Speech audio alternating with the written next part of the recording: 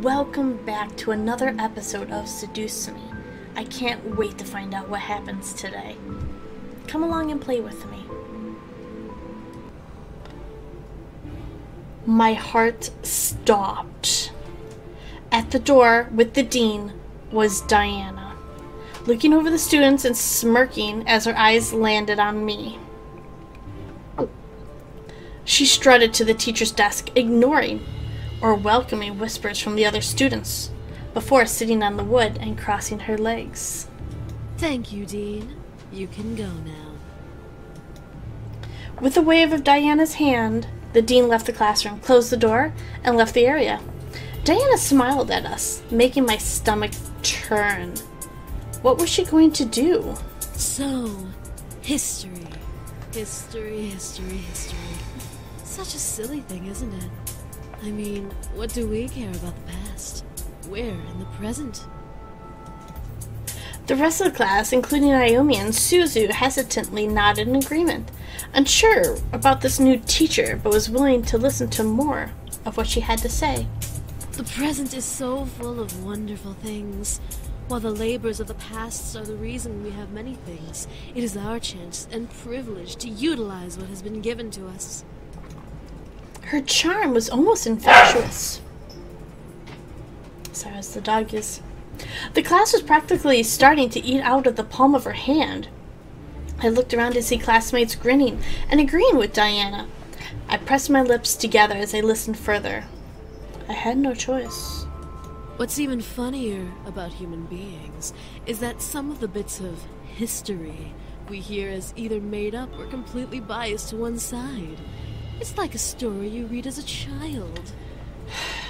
You hear of the princess and the prince, and they live happily ever after. But what about the family she left behind? What of her friends? The students listened and agreed intently to her words. I could tell, however, that these words were all targeted towards me. The original story of The Little Mermaid, a perfect example of biased opinion. Here we have a girl who thinks she can be with this prince, but this prince has to marry a princess. What would happen if the mermaid had her way? What makes the mermaid so important that the princess has to suffer the consequences?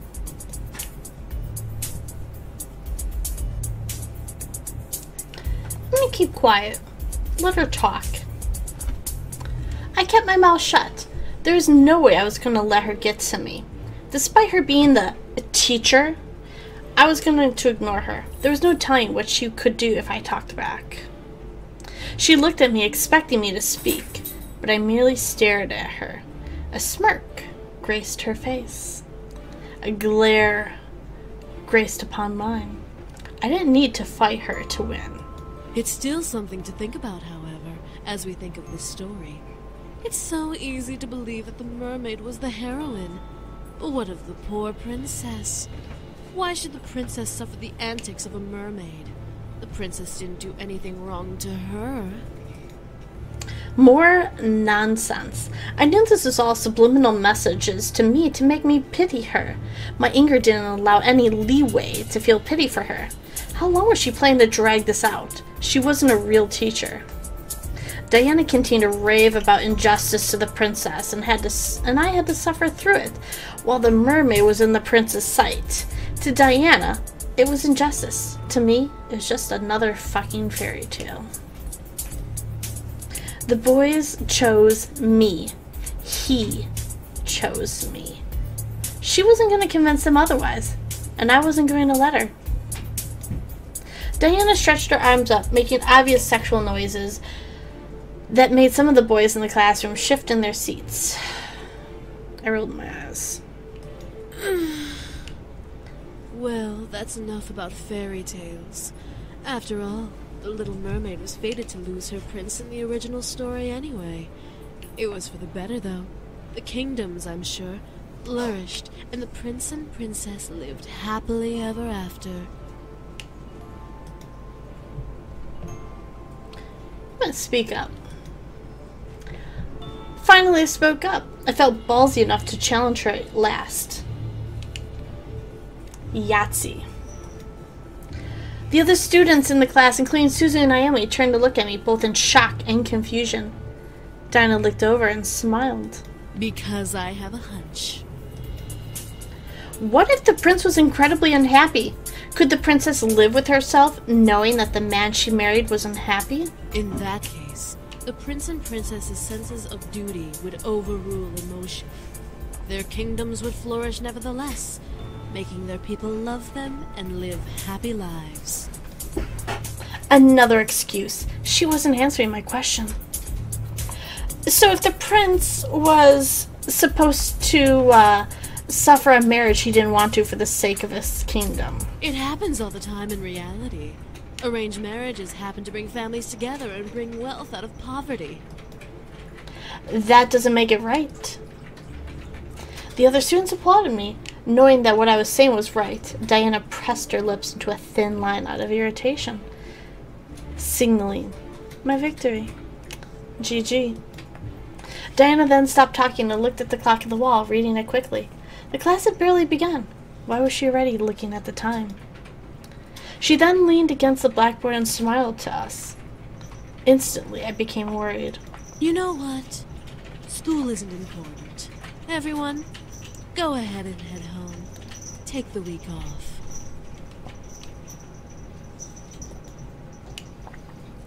The students suddenly began to chat happily or in confusion of the situation. Many thought it was a dream come true. Others knew better. Before anyone could protest, however, Diana pressed a finger to her lips and counted down with her fingers in the air. 3, 2, 1. The speaker of the classroom gently awoke, giving us an announcement that we would never believe. Attention students, due to an emergency faculty meeting, we will be closing school for the remainder of the day and this entire week. Please leave the school quickly and quietly and have a good rest of the week. She used her powers on them. Damn it! I felt the need to stop her, but how could I stop a demon in the middle of a public area? She smiled before gesturing toward the door.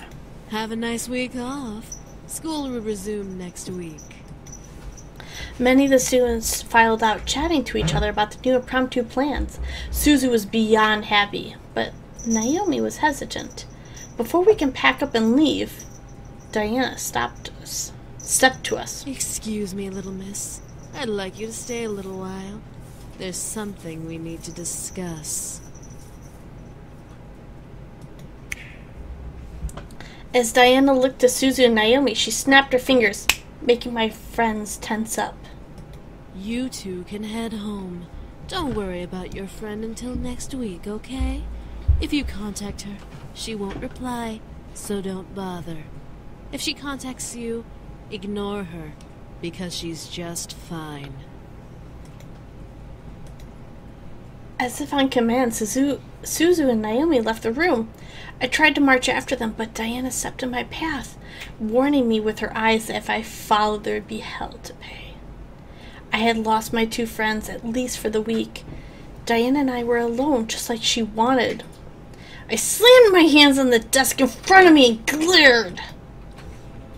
What are you doing? What the hell are you thinking?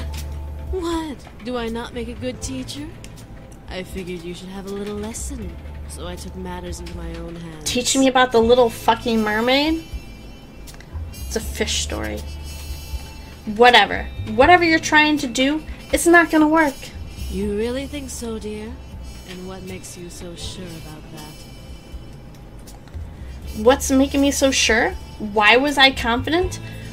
Were the boys worth all this? My thoughts began to fill with doubt. All the uncertainties about the whole ordeal began to cloud my mind. If the boys ever found out, there'd be hell to pay. Was it worth it? What about Diana? What would she do to me? Would she make my parents forget about me completely? Would she ruin my friends' lives out of spite? In my gut, I felt a stone of confidence trying to fight back, but the heaviness in my thoughts began to dissolve that stone little by little. What was going on with me? I looked up to Diana once again to see her gaze boring into my eyes. She was using her powers on me. This time I was away from home, so I couldn't escape it. Or could I? Did I want to? The way she stared at me made me feel very warm and fuzzy inside my chest. I felt like melting. She lifted a hand under my chin and ran her thumb over my lips, licking her own. I could feel little shots of energy zipping from under my skin into my chin where she held me. Now, let's have a little taste of that sweet, virginal sexual energy. I watched as she leaned in, ready to kiss me and take my energy. Half of my body felt elation for the idea, the other half completely rejected it. And I didn't need to even want her to touch me. Eric. Suddenly, Diana stopped in her tracks. Eric? Who is... Then it dawned on her. Ah, one of the boys. Why don't you tell me which boy is Eric?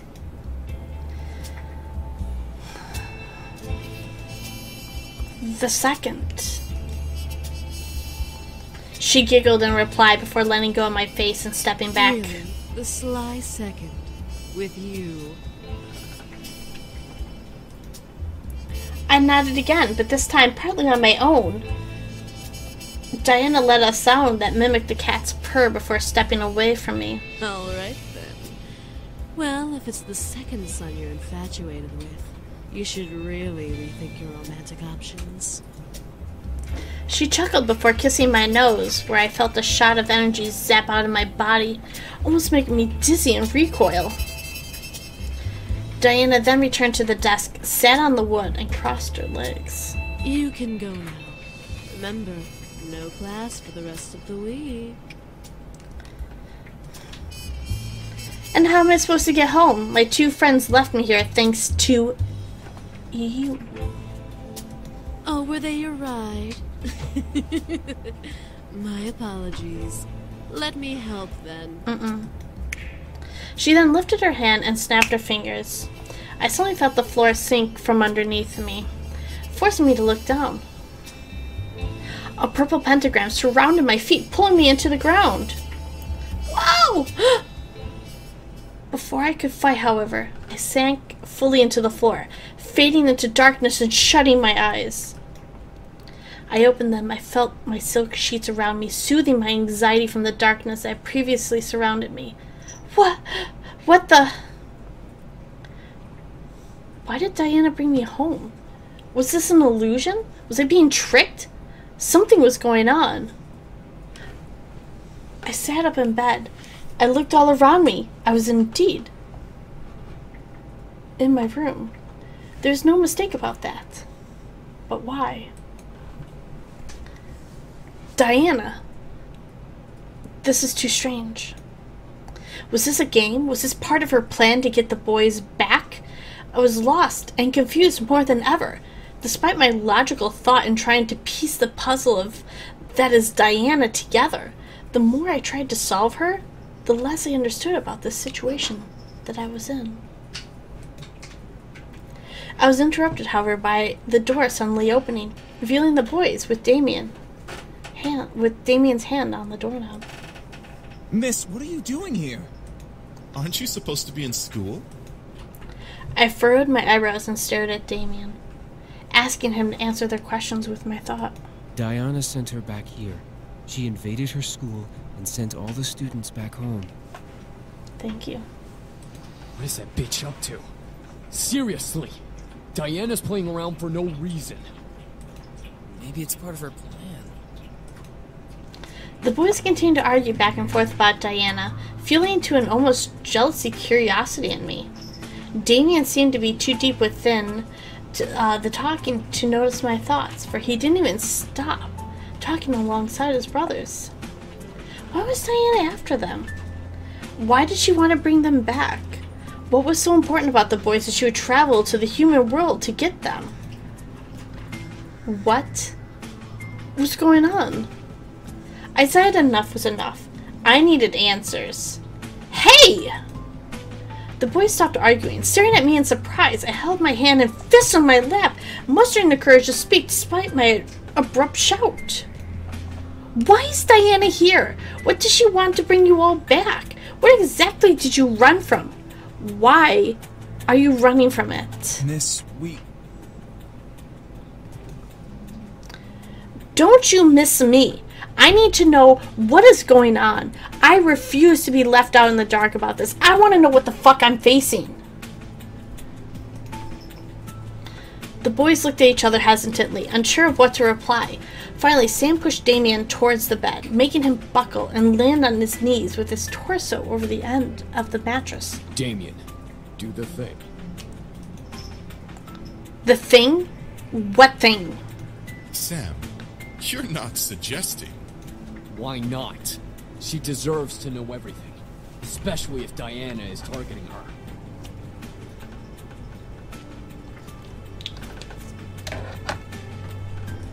Sam's right. I guess we have no choice then. I was getting confused. What was Damien about to do to me? He stood before climbing onto the bed with me, sitting across from me on his knees. We are going to show you everything. You have to trust me, okay? The minute you stop trusting me, the vision will stop. Vision? Princess, please trust him. I looked at Eric, unsure of what was going on, but I nodded. If this was the only way to learn, this was my chance to know. Damien gently placed his hands on each side of my head, gently pressing his thumbs into the skin above my eyebrows. I could only stare at him as his eyes began to glow and energy began to be both pulled out of me and forced into my head. Within seconds, my vision went black once again. I was unsure what Damien was doing, but soon shapes and textures slowly began to appear all around me. Wow. Today's episode was crazy. Who would have thought that would have happened to us? Make sure you join us tomorrow. We have a lot more fun planned.